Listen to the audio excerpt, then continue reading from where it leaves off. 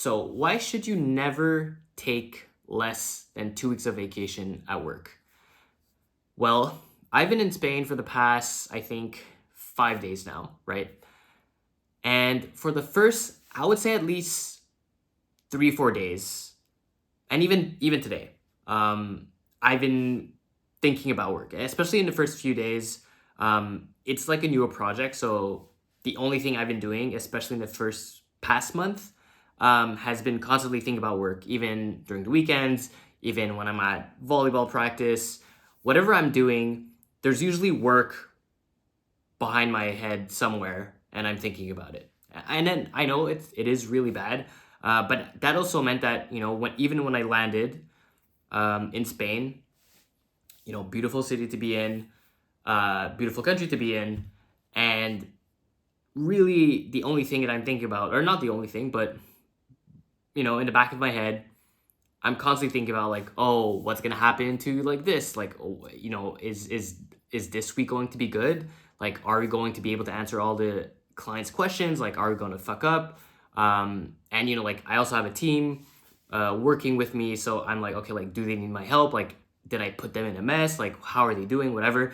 I've always had this worry behind my head, every day, and I constantly look at my emails and Slack just to catch up on what's going on, or at least try to see if I can help in a certain way, even if it's just like clarifying something on Slack or sending an email just to say like, hey, by the way, like you got this wrong. Maybe you think about this, blah, blah, blah, blah. And obviously this is not good when you're on vacation. Like when you're on vacation, you should not think about work at all. But it was really hard for me to deplug from work. And even I would say today, I think I don't think about it as much, but I still check at least once per day, go through Slack, go through my emails, and just to see what is happening, and just kind of like appease my mind that like my team is working on it and they're handling it and they don't need me. And honestly, like I know that if I would try, like I even tried to text one of my teammates, and he was like, "Look, you're on PTO, just like I'm not gonna message you back, or I'm not gonna update you on anything." Which I think is very fair, and also very thankful that they're like that. That they're not gonna try to make me work during my PTO. But all that to say is that let's say it took me 3 to 4 days to kind of like get my mind off of work at least a bit, and so that means that today, tomorrow's gonna be Thursday, and then Friday I'm gonna be not thinking about work, but then Saturday I come back, which means that basically I only have 3 days of real off days, or mentally where I'm not gonna be able to think about, or I don't need to think about work really until I need to get back into work again. Because Saturday when I land, that means that Sunday I'm probably gonna prepare to what's gonna come during the week, and I have to get back into work and see whatever I missed out on, so I can catch up on what I need to do for Monday morning, especially because, it is still a new project that I'm working on and I have a lot that I need to do. So that means that, I basically have 3 days mentally that's off. And I think that's why, if you can, try not to take less than 2 weeks at work. And I think also it's because even at work, 1 week is not that much. Like it's only 5 days really for them, which means that like even if they don't have me for that week, they can usually postpone stuff enough such that when I come back, I can take back over whatever I'm missing out, right? But if you're gone for 2 weeks, 2 weeks is like just enough time for you to really need to delegate, and for them to almost think that, okay, like Alex is like basically dead for 2 weeks.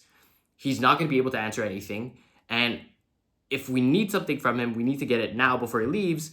And if not, then I can't rely on him at all while he's gone, because 2 weeks might be too long to postpone something from a client and wait for Alex to fix it magically, right? So I think 2 weeks is really the magic number where your team needs to kind of like act on their own without you being there.